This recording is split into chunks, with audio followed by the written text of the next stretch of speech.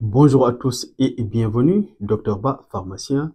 Aujourd'hui, nous allons parler de la mélatonine.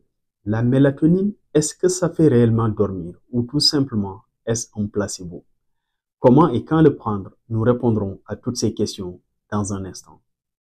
La mélatonine, souvent surnommée l'hormone du sommeil, joue un rôle crucial dans la régulation de notre rythme circadien, cette horloge interne qui dicte nos cycles de sommeil et d'éveil. Synthétisée principalement la nuit par la glande pinéale, une petite structure nichée au cœur de notre cerveau, la mélatonine est produite à partir du tryptophane qui est un acide aminé essentiel. Sa production est intimement liée au cycle jour-nuit. À la tombée de la nuit, la sécrétion de mélatonine augmente, signalant à notre corps de se préparer au sommeil. Qu'en est-il de la mélatonine de synthèse qu'on retrouve en pharmacie? Depuis les années 90, une version synthétique de la mélatonine est disponible en tant que supplément alimentaire, notamment aux États-Unis, où la mélatonine est over-the-counter, c'est-à-dire en vente libre sans ordonnance. Les premiers espoirs suscités par cette découverte ont cependant été tempérés par des recherches qui, pour la plupart, ont montré des résultats décevants. Par exemple, une méta-analyse de 17 études a révélé que la prise de mélatonine permettait aux individus de s'endormir seulement 4 minutes plus tôt en moyenne, avec un gain de sommeil au total de 12 minutes. Une autre revue réalisée par l'Agence fédérale américaine pour la recherche et la qualité des soins de santé a conclu que la mélatonine n'est pas efficace pour traiter la majorité des troubles du sommeil.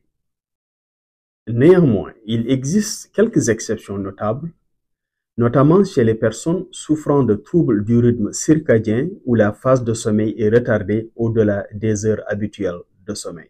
Pour ces individus, la prise de mélatonine permet de réduire le temps nécessaire pour s'endormir d'environ 40 minutes en moyenne par rapport à un placebo, ce qui représente un gain significatif. Le décalage horaire est une autre situation où la mélatonine montre une certaine efficacité. Pour les voyageurs traversant 2 fuseaux horaires ou plus, et particulièrement ceux voyageant vers l'Est, la prise de mélatonine à l'heure du coucher local le jour de l'arrivée, puis pendant 2 à 5 nuits, peut aider à prévenir la somnolence diurne et la fatigue associée au décalage horaire.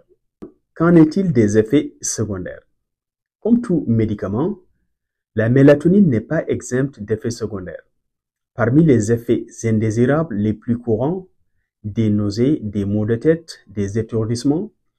En ce qui concerne les effets à long terme, ils restent encore largement méconnus. Toutefois, la mélatonine cause moins d'effets secondaires et ne cause pas de dépendance, contrairement aux benzodiazépines comme le triazolam, l'alprazolam, le clonazepam ou d'autres classes appelées couramment les e-drugs comme le zolpidem, bien que les comparaisons directes entre ces substances soient rares. Une utilisation continue de la mélatonine jusqu'à 6 mois chez l'adulte ne pose pas de problème.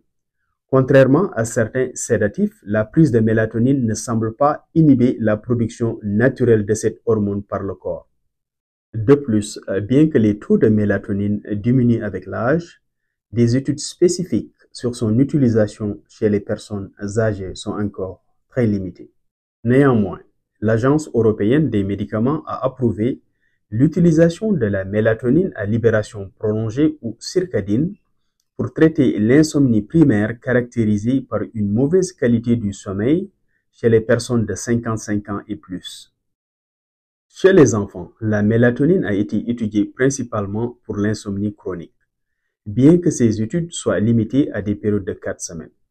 Il existe aussi des inquiétudes quant aux effets de la mélatonine à long terme sur le développement gonadique et la puberté. Et pour les interactions médicamenteuses, éviter l'utilisation de la mélatonine chez les patients sous immunosuppresseurs comme les patients transplantés ou atteints de maladies auto-immunes en raison de son potentiel immunostimulant.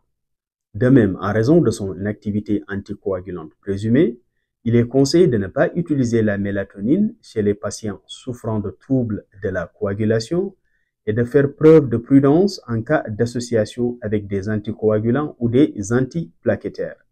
Et faites attention avec l'association de la mélatonine avec les médicaments antihypertenseurs, antidiabétiques et antiépileptiques. Et en fin de compte, compte tenu de ses effets sédatifs, il est recommandé d'utiliser la mélatonine avec prudence en cas d'association avec les dépresseurs du système nerveux central, exemple l'alcool, les benzodiazépines comme le clonazepam, le triazolam, l'alprazolam ou autres hypnotiques. Et maintenant, qu'en est-il de l'utilisation de la mélatonine pendant la grossesse et l'allaitement? C'est une zone d'ombre. En raison du manque de données fiables sur l'innocuité de la mélatonine pendant la grossesse et l'allaitement, il est généralement recommandé d'éviter son utilisation chez ces populations. De plus, pour celles qui cherchent à concevoir, il est conseillé d'éviter les doses élevées ou fréquentes car cela pourrait potentiellement inhiber l'ovulation. Comment bien utiliser la mélatonine? La dose recommandée pour traiter l'insomnie chez l'adulte varie généralement de 2 à 6 mg par jour, prise 30 à 60 minutes avant le coucher. Effet surprenant, les doses plus faibles de mélatonine semblent souvent plus efficaces que les doses plus élevées. Il est conseillé d'essayer la mélatonine pendant au moins 1 mois pour évaluer son efficacité.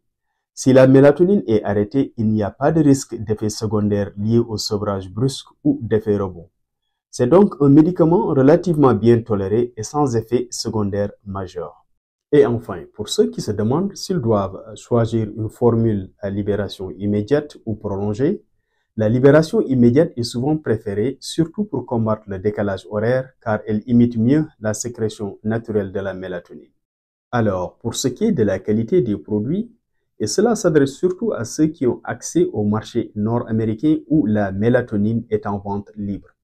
Si vous optez pour la mélatonine en vente libre donc, veillez à choisir un produit de haute qualité, idéalement certifié par les organismes reconnus tels que la pharmacopée américaine USP ou un équivalent. Certains produits, notamment ceux dérivés des glandes animales, doivent être évités en raison des risques potentiels de contamination. En conclusion, bien que la mélatonine offre quelques bienfaits pour certains types d'insomnie, tels que l'insomnie liée au décalage horaire et chez certaines personnes qui tardent à trouver le sommeil la nuit, pour beaucoup, hélas, la mélatonine n'a aucun effet. C'est tout pour aujourd'hui. Merci infiniment de nous avoir suivis. Laissez-nous vos commentaires ou suggestions et surtout, supportez ce contenu en appuyant sur le bouton d'abonnement et de liker cette vidéo avant de partir. Merci et à bientôt pour une nouvelle molécule.